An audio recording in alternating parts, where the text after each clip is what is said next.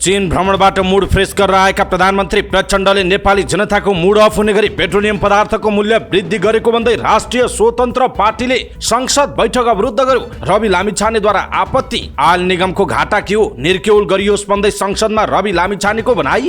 राष्ट्रपतिले दिनदहाडै मान्छे काट्नेलाई छोडेको खुसियालीमा पार्टी गरेको रवि लामिछानेको आरोप। संविधान दिवसमा जघन्य अपराध गर्नेलाई उन्मुक्ति दिन बन्द गरौं भन्दै संसदमा रवि लामिछानेको प्रस्ताव। ग्यास तथा पेट्रोलियम पदार्थको मूल्य वृद्धि तत्काल फिर्ता लिनुपर्ने नेपाल यातायात व्यवसायी राष्ट्रिय महासंघका वरिष्ठ उपाध्यक्ष सरोज सिटौलाको चेतावनी। सरकार मूल्य वृद्धिमा पनि असंवेदनशील बनेको भन्दै बाबुराम भट्टराईको चेतावनी अतिले क्षति गर्छ। प्रधानमन्त्रीको सचिवालयले भन्यो मूल्य वृद्धिमा सरकारको भूमिका छैन, स्वचालित प्रणाली हो। पेट्रोलियम पदार्थको मूल्य वृद्धि फिर्ता भइसकेको प्रधानमन्त्री पुष्पकमल दाहाल प्रचण्डको दावी। पेट्रोलियम पदार्थको मूल्य वृद्धि फिर्ता आज राति मात्रै घट्ने नेपाल आयल निगमको स्पष्टीकरण। सुन तस्करी प्रकरणको छानबिनका लागि आयोग गठन। संयुक्त राष्ट्रसंघमा नेपाललाई देखिने गरी प्रस्तुत गर्ने सफलता मिलेको। भ्रमणबारे ब्रिफिङ गर्दै संसदमा प्रधानमन्त्री पुष्पकमल दाहाल प्रचण्डको दावी। 10 वर्षीय युद्धभन्दा सवारी दुर्घटनामा मृत्यु हुनेको संख्या बढी छ, सडक सुरक्षामा गम्भीर बनाऊ भन्दै गृहमन्त्री नारायण काजी श्रेष्ठको आग्रह। भू राजनीतिले देशको अवस्था पेचिलो र जटिल बनेको नेकपा माओवादी केन्द्रको निष्कर्ष। देश हाम्रै एजेन्डा वरिपरि घुमिरहेको छ, 2084 मा एक्लै लडेर पार्टी पहिलो बन्छौ भन्दै नेकपा माओवादी केन्द्रको दावी। विद्यालय शिक्षा विधेयक संसदमा पेश। आस्थाको कारणले पठन पाठनलाई प्रभावित पार्न नहुनेमा सरकार सचेत रहेको शिक्षा मन्त्री अशोक राईको टिप्पणी। डाक्टरमाथि हातपात गरेको आरोपमा 2 जना पक्राउ। काठमाडौँ मेडिकल कलेजका डाक्टर तथा स्वास्थ्यकर्मी सडकमा निस्किए। काठमाडौँ महानगरपालिकाका मेयर बालेन शाहलाई धन्यवाद दिँदै फुटपाथ व्यवसायीले निकाले र्याली। अभिनेता अनमोल केसीलाई अदालतमा उपस्थित गराइयो। प्रहरीसँग अनमोल केसीले भने 10 लाख रुपैयाँ फिर्ता लानुस् भन्दा पनि निर्माताले मानेनन्। ट्राफिक प्रहरीलाई जनस्तरबाट सहयोग र सद्भाव आवश्यक रहेको प्रहरी महानिरीक्षक वसन्त बहादुर कुँवरको भनाई। पर्वतमा खोलाले बगाउँदा जीवसहित बेपत्ता 3 जना मध्ये 1 जनाको शव भेटियो। विमानस्थलको जग्गा व्यक्तिको नाममा दर्ता गरिदिने मालपोतका हाकिम भन्छन् जसको हो उसैको नाममा गरिदिए। काठमाडौँ महानगरपालिकाले खुल्ला मञ्च बन्द गर्न पाउँदैन भन्दै काठमाडौँका प्रमुख जिल्ला अधिकारी जितेन्द्र बस्नेतको दावी। सप्तरीबाट 100 वटा वाकी ट्वाकी बरामद। सरकारले विश्व बसोबास दिवस 2080 मनाउँदै टोखा नगरपालिकामा प्रथम कर सप्ताह 2080 सुरु। सवारीको नाममा नागरिकलाई शास्ति दिने कुराको अन्त्य गर्नुपर्ने वरिष्ठ कलाकार हरिवंश आचार्यको भनाई। सुनको भाव फेरि तोलामा 800 रुपैयाँले घट्यो, कतिमा भइरहेको छ कारोबार यसको विषयमा पुरै जानकारी। सेप्टेम्बरमा 91,000 पर्यटक नेपाल आए, 9 महिनामा 6,92,000 जना भित्रिएको जानकारी। नेप्सेमा 33 अङ्कको गिरावट, 220 कम्पनीको सेयर मूल्य घट्यो। नयाँ दिल्लीमा रहेको अफगानिस्तानको दूतावास आजदेखि बन्द। 45 वर्षीय सिभिल इन्जिनियर मालदिप्सको राष्ट्रपतिमा निर्वाचित। र 19औं एसियाली खेलकुदको पुरुष क्रिकेटमा मालदिप्सलाई हराउँदै नेपाल क्वार्टर फाइनलमा प्रवेश। सकारात्मक नतिजा आउनेमा पूर्व विश्वस्त रहेको कप्तान रोहित कुमार पौडेलको भनाई। दर्शक महानुभाव नमस्कार, समाचारपाटी.com को न्यूज बुलेटिनमा यहाँलाई हार्दिक स्वागत छ। म प्रहलाद चन्द्र घिमिरे। सदाको चाहिँ आज पनि हामी उपस्थित भएका छौँ आजका मुख्य समाचार, ब्रेकिङ न्यूज अपडेट लगायत तपाईँलाई काम लाग्ने हेर्नै पर्ने महत्त्वपूर्ण समाचारहरू लिएर। हाम्रो मेहनतका लागि यो भिडियोमा एउटा लाइक अवश्य गर्नुहोला। दर्शक महानुभाव पलपलको न्यूज अपडेटका लागि हाम्रो च्यानललाई तपाईँले अहिलेसम्म सब्स्क्राइब गर्नुभएको छैन भने कृपया सब्स्क्राइब गर्नुहोस् अनि नजिकै आउने बेल आइकनलाई क्लिक गर्नुहोला। दैनिक रूपमा हेर्नुहुन्छ भने रेगुलर भनेर लेख्नुहोला। आज पहिलोचोटि हेर्दै हुनुहुन्छ भने फर्स्ट टाइम भनेर लेखिदिनु होला। देशभित्र हुनुहुन्छ भने आफू रहेको गाउँठाउँ सहर जिल्लाको नाम लेख्नु होला। विदेशमा हुनुहुन्छ भने कुन देशबाट हामीलाई हेरिरहनु भएको छ त्यो कुरा तलको कमेन्ट बक्समा कमेन्ट गर्नु होला। आउनुहोस् दर्शक महानुभाव आजका मुख्य समाचार सुरु गरौँ। राष्ट्रिय स्वतन्त्र पार्टीले पेट्रोलियम पदार्थको मूल्य वृद्धिको विरोधमा संसद बैठक केही बेर अवरुद्ध गरेको प्रसङ्गबाट। राष्ट्रिय स्वतन्त्र पार्टीले प्रतिनिधि सभाको बैठक केही बेर अवरुद्ध पारेको छ। प्रतिनिधि सभाको बैठकको शुभारम्भमा नै सो पार्टीका सांसदहरू उठेर अवरुद्ध पारेका हुन्। बैठक सञ्चालन गर्नका लागि सभामुख देवराज घिमिरेले सो पार्टीका सांसदहरूलाई आग्रह गर्नु भएको थियो, तर प्रधानमन्त्री पुष्पकमल दाहाल प्रचण्डको सम्बोधन भएकाले बैठक अवरुद्ध नपार्नु उहाँले आग्रह गर्नुभयो। तर राष्ट्रिय स्वतन्त्र पार्टीका सांसदहरू नमानेपछि सो पार्टीका सभापति रवि लामिछानेले चीन भ्रमणबाट मुड फ्रेस गरेर आउनुभएका प्रधानमन्त्री पुष्पकमल दाहाल प्रचण्डले नेपाली जनताको मुड अफ हुने गरी पेट्रोलियम पदार्थको मूल्य वृद्धि गरेको भन्दै आपत्ति जनाउनु भयो। यसैबीच राष्ट्रिय स्वतन्त्र पार्टीका सभापति रवि लामिछानेले आयल निगममाथि नै प्रश्न उठाउनु भयो। प्रतिनिधि सभाको बैठकमा बोल्दै उहाँले कर्मचारीलाई सधैँ बोनस बाँड्ने निगम कसरी घाटामा जान्छ भन्दै प्रश्न गर्नुभयो। उहाँले भन्नुभयो आयल निगम आयात पनि आफै गर्छ, व्यापार पनि आफै गर्छ, नियामक निकाय पनि उही हो, ऊ सबै कुरा आफै गर्छ, कर्मचारीलाई बोनस बाँड्न भ्याउँछ, तर सधैँ घाटामा छु भन्छ। घाटा के हो निर्क्युल गरियोस्। अन्तर्राष्ट्रिय बजार अनुसार मूल्य वृद्धि भएको हो भने घटेका बेला मूल्य घटाउन 2-3 दिन किन लगाउँछ उहाँको भनाइरहेको छ। यसैबीच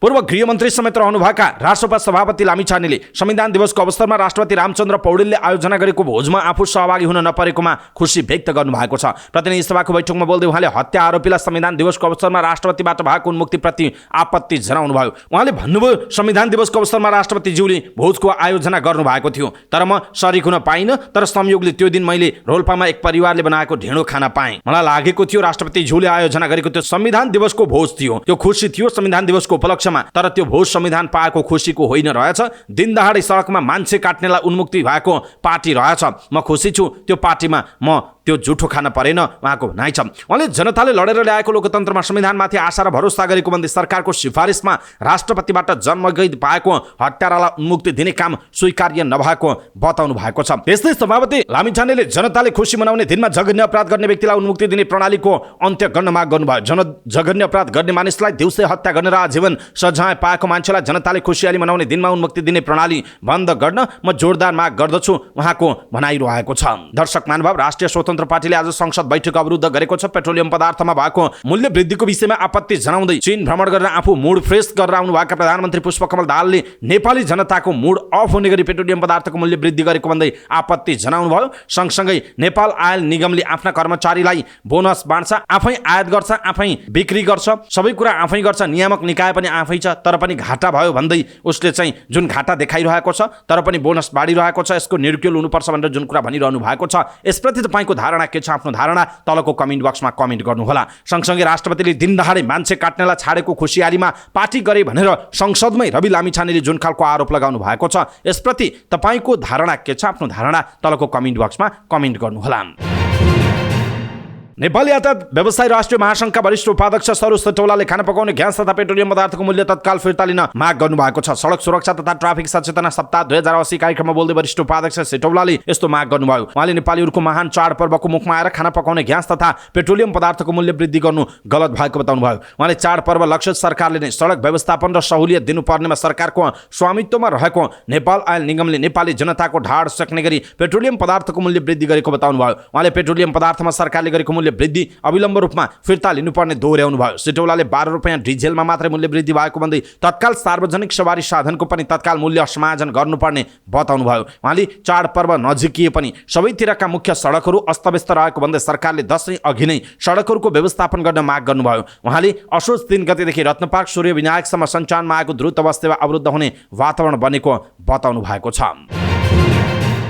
नेपाल समाजवादी पार्टीका अध्यक्ष डाक्टर बाबुराम भट्टराईले सरकार असंवेदनशील बनेको आरोप लगाउनुभयो। सरकार जनताप्रति असंवेदनशील बनेको भन्दै उहाँले अतिले खती गर्ने टिप्पणी गर्नुभयो। उहाँले भन्नुभयो, हिजो जनताको घर दैलोमा बसेर क्रान्तिको नेतृत्व गर्नेहरू केही वर्ष सिंहदरबार र बालुवाटारमा बस्दैमा जनताको चुलो कसरी बल्छ भन्ने चटक्कै बिर्सन कसरी सक्छन्, उहाँको प्रश्न छ। उहाँले चौतर्फी मन्दिरले अहिले प्रमुख चाडबाडको मुखमा गाउँ सहर कतै उत्साह नभएको बताउनुभयो। लालाबालाहरूलाई नाना खाना झुटाउन धौधौ छ, बेरोकटोक महँगी छ, ढुवानी र आयात भाडाको चर्को मार छ। यस्तो बेला सबैतिर महँगी नियन्त्रणमा जोड दिनुपर्नेमा उल्टै पेट्रोलियम पदार्थको मूल्य वृद्धि किन गरेको उहाँले भन्नुभयो। दशैं तिहार छठ लगायतका विभिन्न समुदायका प्रमुख चाडपर्वको मुखमा जुनसुकै बहानामा भए पनि इन्धनको मूल्य बढाउँदा सबैतिर महँगी झन बढ्छ र जनताको ढाड सकिन्छ भन्ने नबुझेको हो कि लाज बचाएको उहाँले भन्नुभएको छ। आत्मभर पर्ने इन्धनको मूल्य अन्तर्राष्ट्रिय बजारमा बढ्ने बित्तिकै बढाउनै पर्ने तर्क गर्नेहरूले कमसेकम चाडबाड र बढी खपत हुने समयमा बेलैमा पर्याप्त सञ्चय गर्ने, आयल निगमको अनावश्यक खर्च घटाउने, बोनस लगायतका नाउँमा सार्वजनिक आमदानीको दोहन नगर्ने,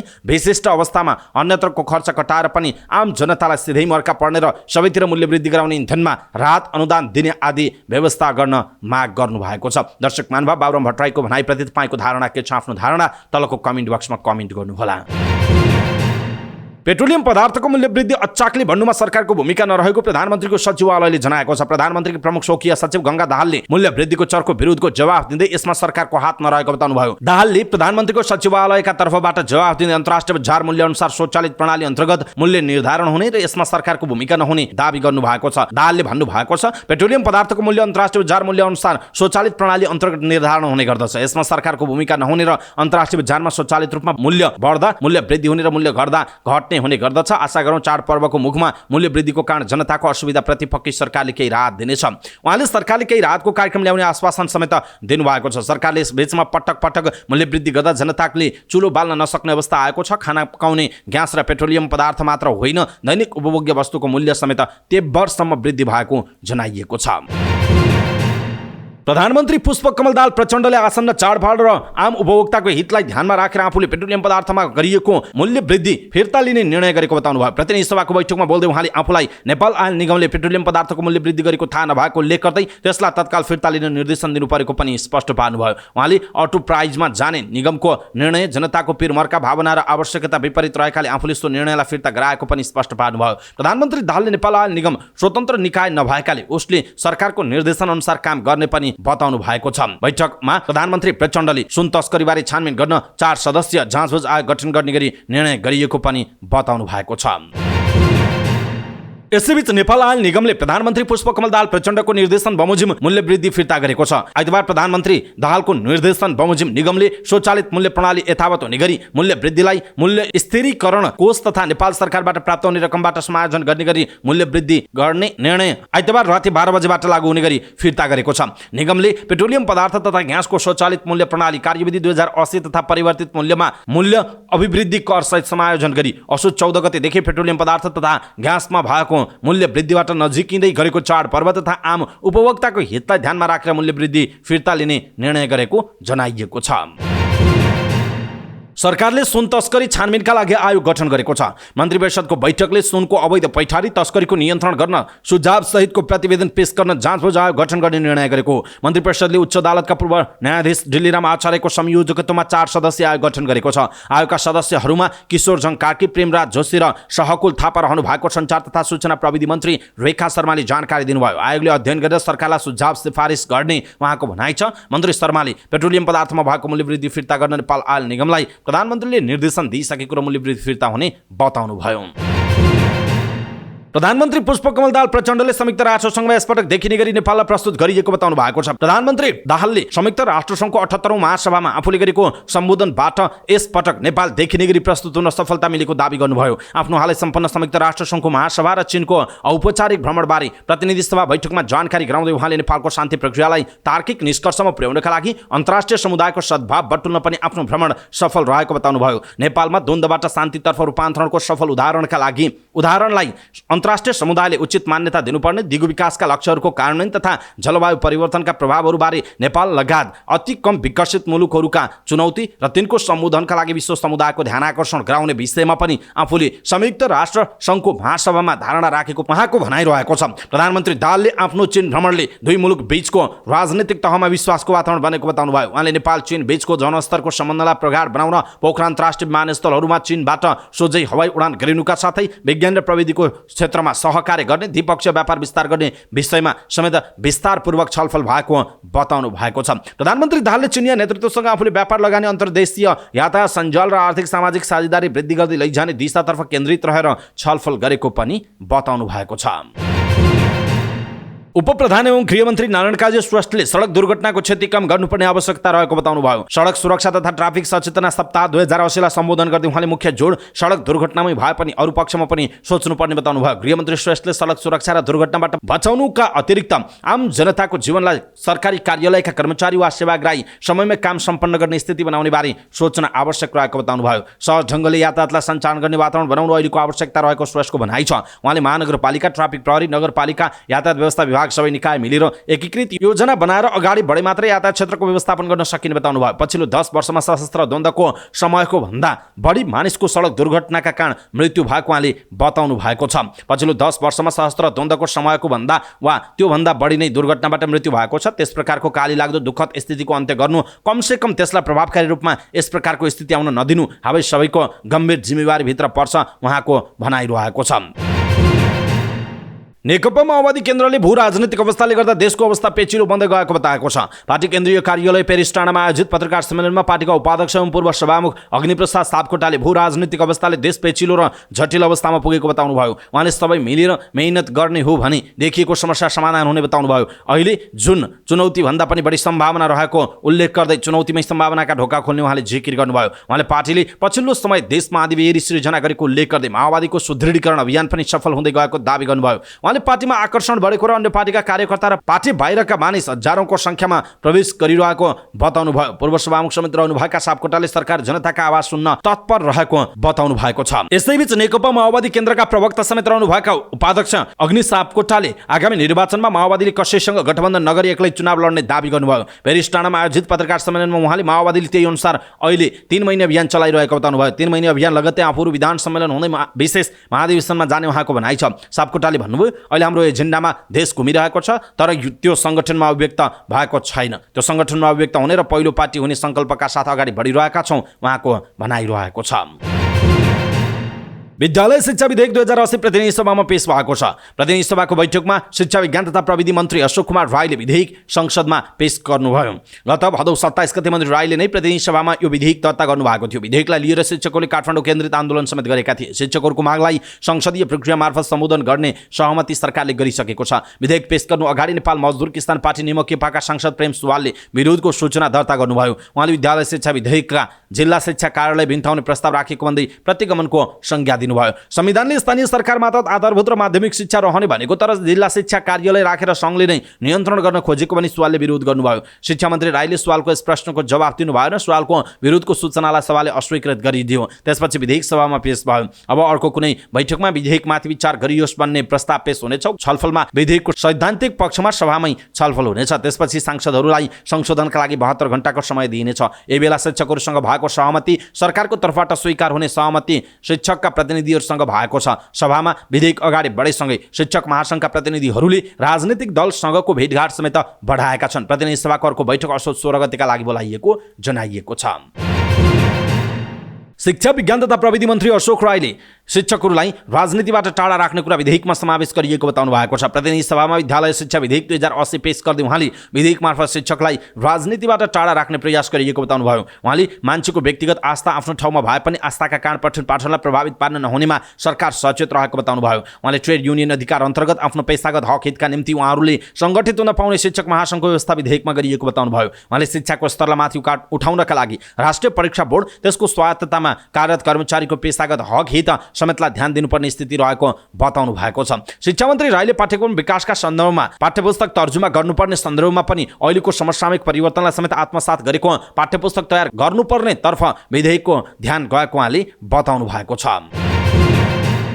काठमाडौँ मेडिकल कलेजका डाक्टर तथा स्वास्थ्यकर्मी सडकमा उत्रिएका छन्। अस्पतालका डाक्टर मनिष थापामाथि हातपातको प्रयास भएपछि त्यसको विरुद्धमा उनीहरूले सडकमा धरना दिएका हुन्। हातपातको प्रयास गर्न खोजेको आरोपमा 2 जनालाई प्रहरीले पक्राउ गरेको छ। प्रहरीका अनुसार गुल्मी घर भई काठमाडौँ महानगरपालिका चावेल बस्ने 22 वर्षीय रूपक गौतम र गुल्मी नै घर भई सिनामङ्गल बस्ने 34 वर्षीय सरोज गौतमलाई नियन्त्रणमा लिएको छ। स्वास्थ्यकर्मीहरू डाक्टरमाथि हातपातको विरोधमा सडकमा निस्किएपछि केएमसी सडक अवरुद्ध भएको जनाइएको छ।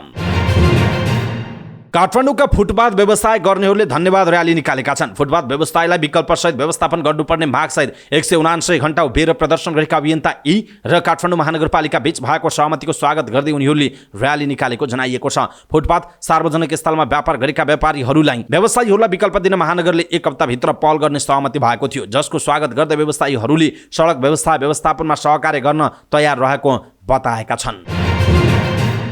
फिल्म रामायणको लेनदेन विवादमा पक्राउ पर्नुभएका अभिनेता अनमोल केसीलाई प्रहरीले आइतबार जिल्ला अदालत काठमाडौँमा उपस्थित गराएको छ। म्याथपका लागि केसीलाई उपस्थित गराउन लागेको जिल्ला प्रहरी परिसर काठमाडौँका एसएसपी कुमोद ढुङ्गेलले बताउनु भएको छ। आपराधिक विश्वासघात गरेको आरोपमा सुदर्शन थापा प्रोडक्सन नामक फिल्म कम्पनीले अभिनेता केसी विरुद्ध प्रहरीमा उजुरी दिएको थियो। केसीलाई भक्तपुरको साँगाबाट शुक्रबार बेलुका प्रहरीले पक्राउ गरेको थियो।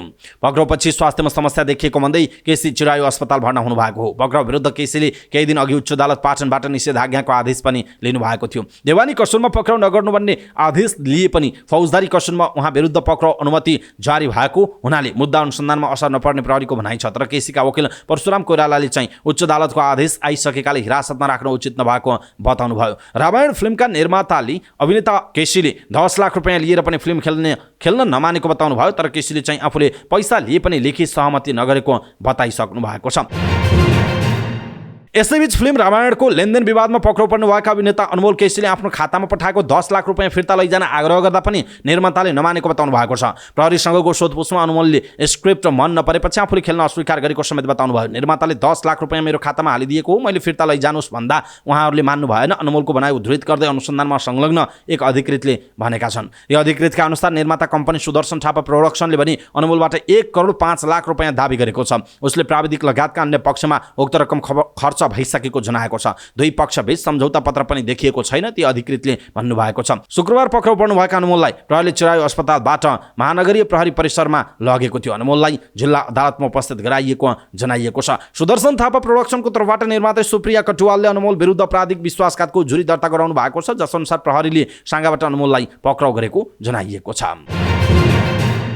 नेपाल प्रहरीका प्रहरी महानिरीक्षक वसन्त बहादुर कुँवरले सडकमा यातायात व्यवस्थापन गर्ने ट्राफिक प्रहरीलाई जनस्तरबाट सहयोग र सद्भावको आवश्यकता रहेको बताउनुभयो। सडक सुरक्षा तथा ट्राफिक सचेतना सप्ताह 2080लाई सम्बोधन गर्दै प्रहरी महानिरीक्षक कुँवरले यस्तो बताउनुभयो। उहाँले विभिन्न अध्ययनहरूले 14 घण्टासम्म सडकमा उभिएर ट्राफिक व्यवस्थापन गर्दा ट्राफिक प्रहरीहरूको स्वास्थ्यमा जोखिम बढी देखिएको बताउनुभयो। उहाँले जीवन जोखिममा राखेर काम गर्ने ट्राफिक प्रहरीलाई सर्वसाधारण जनता तथा सरोकारवालाहरूको सद्भाव सहयोग आवश्यक रहेको बताउनुभयो। उहाँले प्रहरी महानिरीक्षक कुँवरले यस्तो बताउनु भएको हो। उहाँले विभिन्न अध्ययनहरूले 14 घण्टासम्म सडकमा उभिएर ट्राफिक व्यवस्थापन गर्दा ट्राफिक प्रहरीहरूको स्वास्थ्यमा जोखिम बढी देखिएको बताउनुभयो। उहाँले जीवन जोखिममा राखेर काम गर्ने ट्राफिक प्रहरीलाई सर्वसाधारण जनता तथा सरोकारवालाहरूको सद्भाव सहयोग आवश्यक रहेको बताउनुभयो। उहाँले सडक प्रयोगकर्ताहरूलाई कानुनी रूपमा ट्राफिक प्रहरीको जिम्मेवारी हद स्पष्ट पार्न नसकेको बताउनुभयो। उहाँले सडकमा बस्ने ट्राफिक प्रहरीसँग नै सडकको समस्या र समाधान सर्वसाधारणले खोजिरहेको उल्लेख गर्नुभयो। उहाँले सडक दुर्घटनाका कारक तत्त्व पहिला र भरपर्दो तथ्याङ्क विश्लेषणसहित नियन्त्रणका उपायहरू लगाउन सकिएमा क्षति न्यूनीकरण र सडक सुरक्षा तथा ट्राफिक व्यवस्थापन गर्न सकिने बताउनुभयो। उहाँले प्रहरीले 2 वर्षको कार्ययोजनामा ट्राफिक व्यवस्थापनलाई प्रविधियुक्त बनाई प्रणालीगत सुधार गर्ने लक्ष्य राखेको बताउनुभयो।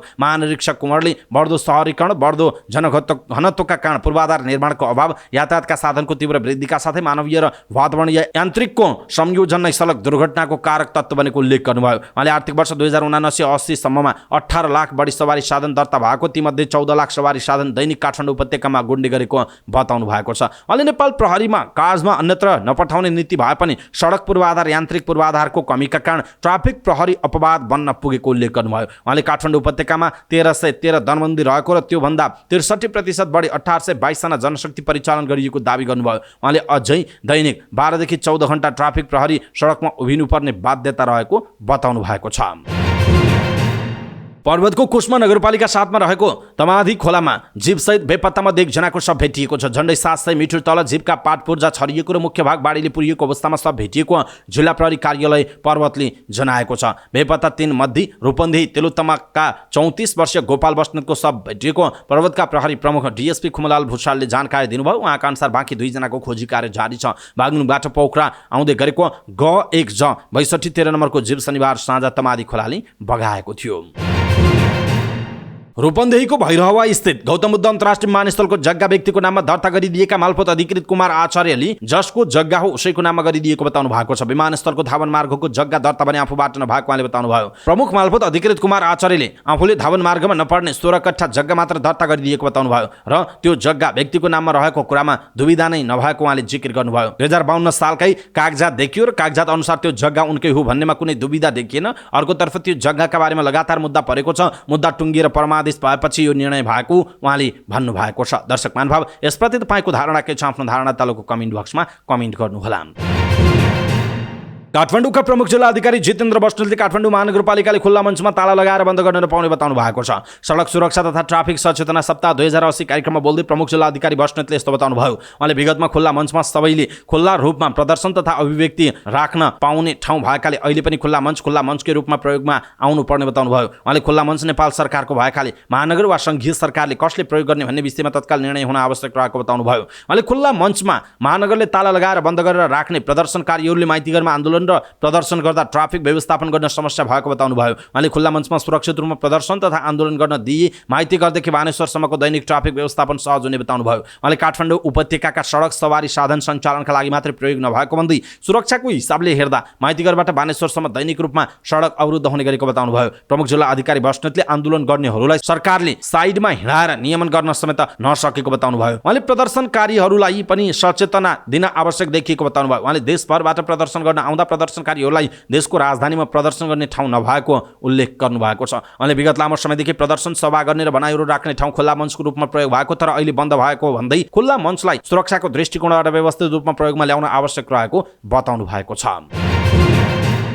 सशस्त्र प्रहरीले चोरी पैठारीका 100वटा वाकी-टकी सेट सप्तरीबाट बरामद गरेको छ। भारतबाट अवैध रूपमा ल्याउँदै गरेको 8 लाख रुपैयाँ बराबरको वाकी-टकी सशस्त्र प्रहरी बल नेपाल VOP छिन्नमस्ता गाउँपालिका 2 मोहनपुरबाट बरामद गरेको जनाइएको छ। सेट ल्याउने व्यक्ति भने गस्तीमा रहेको सुरक्षा फौजलाई टाढैबाट देख्नासाथ फरार भएको सशस्त्र प्रहरी बलका सहप्रवक्ता DSP शैलेन्द्र थापाले बताउनुभयो। विशेष गरी सुरक्षाकर्मीले प्रयोग गर्ने रेडियो सेटकै प्रयोजनका लागि ल्याइएको थियो भन्ने कुरा खुल्न नसकेको उहाँले बताउनु भएको छ। सरकारले विश्व बसोबास दिवस 2080 मनाउने भएको छ। पत्रकार सम्मेलन गर्दै शहरी विकास मन्त्रालयले विश्व बसोबास दिवसको अवसरमा कार्यशाला गोष्ठीको आयोजना गरी विश्व बसोबास दिवस 2080 मनाउन लागेको। समृद्धि एवं पुनः लाभयुक्त सहर उत्पादनशील अर्थतन्त्रको आधार भन्ने मूल नाराका साथ विश्व बसोबास दिवस मनाउन लागेको। नेपालले सन् 1986 देखि हरेक वर्ष अक्टोबर महिनाको पहिलो सोमबार विश्व बसोबास दिवस मनाउँदै आएको छ। पत्रकार सम्मेलनमा बोल्दै विश्व बसोबास दिवस 2080 मूल समारोह समितिका संयोजक सहसचिव दिलीप भण्डारीले विश्वमा जनसङ्ख्याको 79% मानिसहरू शहरी क्षेत्रमा बसोबास गर्ने गरेको बताउनुभयो। उहाँले अहिलेकै अवस्थामा शहरमा बसोबास गर्ने मानिसहरूको दरले निरन्तरता पाए सन् 2050 सम्ममा शहरी जनसङ्ख्या 87% सम्म पुग्ने प्रक्षेपण गरिएको बताउनुभयो। उहाँले काठमाडौँ उपत्यकामा शहरीकरणको चाप बढ्दै गएको बताउनुभयो। उहाँले शहरी क्षेत्रमा जनसङ्ख्या बढ्दै जाने तर शहरी अर्थतन्त्र शिथिल हुँदै जाने विश्व परिदृश्यबाट नेपाल पनि अलग नभएको बताउनुभयो। उहाँले सरकारले अब शहरहरूलाई आर्थिक अवसरको केन्द्रको रूपमा विकास गरी आत्मनिर्भर शहरी विकासमा जोड दिन जरुरी रहेको बताउनु भएको छ। टोखा नगरपालिकाले आइतबारदेखि शनिबारसम्म प्रथम कर सप्ताह अभियान 2080 सुरु गरेको छ। टोखा नगरपालिका कार्यालयबाट प्रभात फेरि कार्यक्रम गर्दै असोजको 14 गतेदेखि 20 गतेसम्म कर सप्ताह अभियान सुरु भएको टोखा नगरपालिकाका प्रमुख प्रशासकीय अधिकृत शेरबहादुर भिसीले जानकारी दिनुभयो। उहाँले नगरपालिकाले नगरपालिकाभित्र रहेर व्यापार व्यवसाय गर्ने लगायत अन्य करको दायरामा नआएकाहरूलाई करको दायरामा ल्याउन आकर्षित गरी कर शिक्षा दिनु मुख्य उद्देश्य रहेको बताउनुभयो। उहाँले गत वर्ष नगरपालिकाले आन्तरिक स्रोतबाट 25 करोड कर सङ्कलन गरेको बताउनुभयो। नगरपालिकाले चालु आर्थिक वर्षमा 30 करोड राजस्व सङ्कलन गर्ने लक्ष्य राखेको प्रमुख प्रशासकीय अधिकृत भिसीले बताउनुभयो। उहाँले 30 करोड राजस्व उठाउने लक्ष्य अनुसार नगरपालिकाले 6 दिने कर सप्ताह अभियान सुरु गरेको बताउनुभयो। स्थानीय जनतालाई कर किन तिर्ने, कहाँ तिर्ने, किन तिर्नुपर्छ, व्यवसाय कहाँ दर्ता गराउने जस्ता विषयमा कर शिक्षा दिएर सचेतना बनाउन चाहेको उहाँले बताउनु भएको छ। वरिष्ठ कलाकार हरिवंश आचार्यले विशिष्ट व्यक्तिहरूले सवारीको नाममा नागरिकलाई शास्ति दिने कुराको अन्त्य हुनुपर्ने बताउनु भएको छ। सडक सुरक्षा तथा ट्राफिक सचेतना सप्ताह 2080 लाई सम्बोधन गर्दै उहाँले यस्तो बताउनुभयो। उहाँले अहिले पनि विशिष्ट व्यक्तिहरूको सवारीको नाममा दिनभर सडक अस्तव्यस्त पार्ने परम्परा रहेको भन्दै त्यसको विरोध गर्नुभयो। उहाँले सवारीलाई ठूलो दर्जा दिइएको भन्दै सवारी गर्ने रहर हुनेले दमकलमा बसेर जान सल्लाह पनि दिनुभएको छ। उहाँले सार्वजनिक यातायातको विकास नभइकन कुनै पनि देशमा जनताले सुख नपाउने बताउनुभयो। उहाँले राज्यले पब्लिक ट्रान्सपोर्टेसनमा बढी लगानी गर्नुपर्ने भए पनि नेपालले सार्वजनिक बसमा लगानी गर्न नसकेको बताउनुभयो। उहाँले देशमा बस स्टप नै नभएको भन्दै त्यतातर्फ पनि सरकारले ध्यान दिनुपर्ने उहाँको भनाइरहेको छ। सुनको भाउ फेरि तोलामा 800 रुपैयाँले घटेको छ। आइतबार सुन तोलामा 1,08,000 रुपैयाँमा कारोबार भएको नेपाल सुन चाँदी व्यवसायी महासंघले जनाएको छ। अघिल्लो हप्तामा पनि समग्रमा सुनको भाउ तोलामा 3,400 रुपैयाँले घटेको थियो। त्यस्तै आइतबार चाँदीको भाउ पनि घटेको छ। तोलामा 35 रुपैयाँले घटेर चाँदी आइतबार 1,360 रुपैयाँमा कारोबार भएको जनाइएको छ। सेप्टेम्बर महिनामा नेपालमा 91,000 जना भन्दा धेरै पर्यटक नेपाल आएका छन्। नेपाल पर्यटन बोर्डका अनुसार सेप्टेम्बर महिनामा 91,012 जना पर्यटक आएका हुन्। सेप्टेम्बरमा सबभन्दा धेरै भारतबाट 28,694 जना पर्यटक आएका छन्। त्यस्तै चीनबाट 8,117 जना, अमेरिकाबाट 7,364 जना, बङ्गलादेशबाट 3,716 जना, अस्ट्रेलियाबाट 3,685 जना, बेलायतबाट 3,640 जना र श्रीलङ्काबाट 3,011 जना पर्यटक नेपाल आएको जनाइएको छ। यो अंग्रेजी वर्षको 9 महिना अर्थात् जनवरीदेखि सेप्टेम्बरसम्म नेपालमा 6,92,372 जना पर्यटक नेपाल आएका छन्। कोरोना महामारी सुरु हुनु अघि सन् 2019 को तुलनामा यो संख्या 9% कमी आएको जनाइएको छ। शेयर बजारमा भारी गिरावट आएको छ। साताको पहिलो कारोबारको दिन आइतबार बजार परिसूचक नेप्से 33.20 अङ्कको गिरावट हुँदा 1971.10 को बिन्दुमा बन्द भएको छ। मार्जिन प्रकृतिको शेयर धितो कर्जामा 12 करोडको सीमा हटाउने चर्चाले केही दिन उतार चढाव देखिए पनि राष्ट्र बैंकले उक्त निर्णय गर्न ढिलाइ गर्दा नेप्सेमा उच्च गिरावट भएको छ। सोमबार नेपाल धितोपत्र बोर्डले विश्व लगानीकर्ता सप्ताहको अवसरमा अर्थमन्त्री गभर्नर सहित उपस्थितिमा कार्यक्रमको आयोजना गर्दैछ। तर त्यसको अघिल्लो दिन आइतबार भने शेयर बजारमा उच्च गिरावट भएको छ। आइतबार सबै उपसूचकहरू पनि घटेको छ। हाइड्रो पावर उपसूचक सर्वाधिक 3.32% गिरावट हुँदा वित्त कम्पनी उपसूचक 2.17% गिरावट भएको छ। त्यस्तै बजारलाई लिड गर्ने बैंकिङ उपसूचक पनि 1.07% गिरावट भएको छ। नेप्सीमा उच्च गिरावट हुँदा कारोबार रकम 2 अर्बको नजिक पुगेको छ। आइतबार 82,800 वटा कारोबारमा 67,23,400 किता सूचीकृत धितोपत्र किनबेच हुँदा 1 अर्ब 83 करोड 5 लाखको कारोबार भएको छ। जसमध्ये सिटिजन्स लाइफको सर्वाधिक 14 करोड 74 लाखको कारोबार भएको छ। नेप्सीमा सूचीकृत भएर आइतबार कारोबार भएको सिटिजन्स लाइफमा आइपिओ परेका लगानीकर्ताको शेयर बिक्रीको चाप देखिएको छ। त्यस्तै एनआइसी एसिया बैंकको 9 करोड 36 लाख र सन नेपाल लाइफ इन्स्योरेन्सको 6 करोड 4 लाख रुपैयाँको कारोबार भएको छ। आइतबार नेप्सीमा कुल 232 सूचीकृत कम्पनीको शेयर कारोबार भएकोमा 220 कम्पनीको शेयर मूल्यमा गिरावट भएको छ। त्यस्तै 10 कम्पनीको शेयर मूल्य वृद्धि हुँदा 2 कम्पनीको शेयर मूल्य स्थिर रहेको छ। आइतबार कारोबार भएका मध्ये सयपत्री हाइड्रो पावरको शेयर मूल्य 10% बढेर सकारात्मक सर्किट मूल्यमा बन्द हुँदा पिपुल्स हाइड्रो पावरको शेयर मूल्य 6.07% र कुमारी धनवृद्धि योजनाको इकाइ मूल्य 6.05% बढेको छ। यता सनराइज म्युचुअल फन्डको इकाइ मूल्य सहित upper Hewakhola hydro power, Asian hydro power, Manokamana engineering hydro power र सिटिजन्स लाइफ इन्स्योरेन्सको शेयर मूल्य 10% गिरावट भएर नकारात्मक सर्किट मूल्यमा बन्द भएको छ। त्यस्तै मेन्चुएम हाइड्रो पावर कम्पनीको शेयर मूल्य पनि 9.97% गिरावट भएर बन्द भएको छ। नेप्सीमा सूचीकृत भई आइतबार प्री ओपन सेसनमा 508 रुपैयाँमा पहिलो कारोबार भएको सिटिजन्स लाइफमा पहिलो दिन नै नकारात्मक सर्किट लागेको जनाइएको छ। नयाँ दिल्लीमा रहेको अफगानिस्तानको दूतावास बन्द भएको छ। भारत सरकारको असहयोगका कारण काम बन्द गर्नु परेको दूतावासका एक सञ्चार अधिकृतलाई उद्धृत गर्दै रोयटर्सले जनाएको छ। सन् 2021 को अगस्तमा तालिबानले सत्ता कब्जा गर्नु अघि अफगान सरकारको प्रतिनिधित्व गरेका धेरैजसो कूटनीतिक कर्मचारी स्वदेश फर्किएको महिनौ भएको छ। रिक्त स्थानमा नयाँ नियुक्ति गरिएको छैन। भारतले अफगानिस्तानको तालिबान सरकारलाई मान्यता दिएको छैन। तालिबान सरकार सत्तामा फर्किएपछि भारत सरकारले आफ्नो कूटनीतिक उपस्थिति पनि जनाएको छैन। यसअघि नै भारतीय विदेश मन्त्रालयले एक पत्र पठाएर अफगानिस्तानको दूतावासले कूटनीतिक व्यवहार र संरचना सहयोगको अभावमा दूतावास बन्द गर्नुपर्ने अवस्था आएको जानकारी गराएको थियो।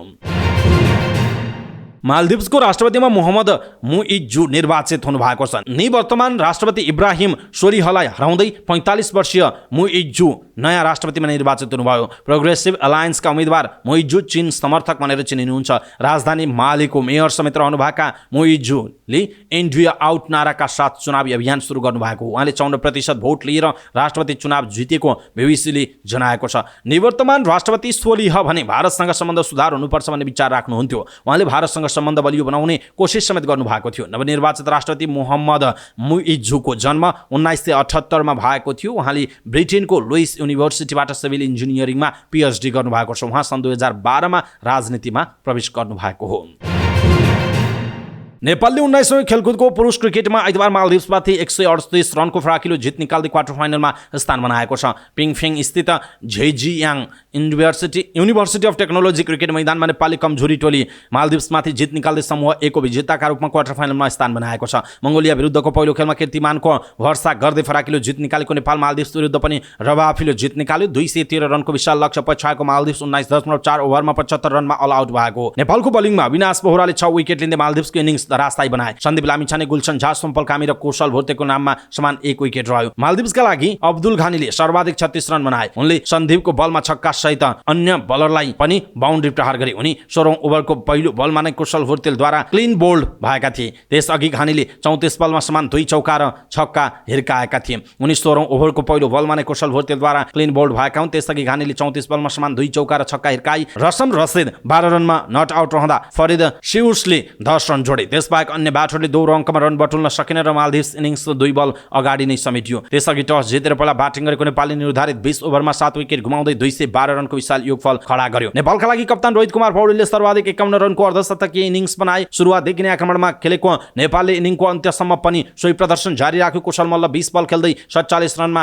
नट आउट रहे। उनको इनिङमा समान 3 छक्का र चौका रह्यो। मध्यक्रमका ब्याटर गुलशन झाले 35 रन जोड्दा ओपनर कुशल भोटेले पनि 35 रन बनाएका थिए। तेस्रो ओभरको तेस्रो बलमा नै ओपनर आसिफ शेखलाई घुमाए पनि नेपालले आक्रामक ब्याटिङ भने जारी नै राख्यो। मालदिभ्सको बलिङमा बालदेव स्माइलले 3 विकेट तथा नासिर नेर स्माइल, मिउभान मोहम्मद र थोलल रायनले समान 1 विकेट लिए पनि नेपाललाई विशाल योगफलबाट रोक्न सकेन। नेपालले बलिङमा पनि उत्कृष्ट प्रदर्शन गर्दै क्वार्टर फाइनलमा स्थान बनायो। अब नेपालले क्वार्टर फाइनलमा 5 टोली भारत, पाकिस्तान, श्रीलङ्का, बङ्गलादेश र अफगानिस्तान मध्ये एक टोलीसँग प्रतिस्पर्धा गर्नेछ। नेपाली टोलीका कप्तान रोहित कुमार पौडेलले आफूहरूले यो पिचमा खेलिसकेकाले त्यसको फाइदा पनि हुने र सकारात्मक नतिजा आउने विश्वास व्यक्त गर्नुभयो। उहाँले अविनाश 2020 क्रिकेटमा राम्रो बलर रहेको र उनले लयमा प्रदर्शन गर्नु सुखद पक्ष रहेको धारणा व्यक्त गर्नुभयो। मालदिभ्स विरुद्ध 6 विकेट लिएका अविनाशले यो पिचमा ब्याटिङ गर्न त्यति सहज सहज नरहेको उल्लेख गर्दै यहाँबाट पदक लिएर फर्कने विश्वास रहेको बताउनु भयो। क्वार्टर फाइनलको ड्र सोमबार हुनेछ। क्वार्टर फाइनलका खेल भने मङ्गलबार र बुधबार हुनेछन्। नेपाल क्वार्टर फाइनल खेल जित्दै अघिल्लो चरणको यात्रा तय गर्न चाहने जनाइएको छ। अवस्था दर्शक महानुभाव, समाचारपाटी.com को न्युज बुलेटिन अहिलेका लागि यति नै। हामीले प्रस्तुत गरेका यी समाचारहरूप्रति तपाईँको धारणा के छ, आफ्नो धारणा तलको कमेन्ट बक्समा कमेन्ट गर्नुहोला। हाम्रो मेहनतका लागि यो भिडियोमा एउटा सानो लाइक अवश्य गर्नुहोला। दर्शक महानुभाव, पलपलको न्युज अपडेट हेर्नका लागि हाम्रो च्यानललाई तपाईँले अहिलेसम्म सब्स्क्राइब गर्नुभएको छैन भने कृपया सब्स्क्राइब गर्नुहोस् अनि नजिकै आउने बेल आइकनलाई क्लिक गर्नुहोला। समाचारपाटी.com को न्युज बुलेटिन नेपाली समय अनुसार भोलि बिहान 5 बजे लिएर फेरि हामी उपस्थित हुनेछौँ। पलपलको न्युज अपडेटका लागि समाचारपाटी.com हेर्दै गर्नुहोस्। नमस्कार।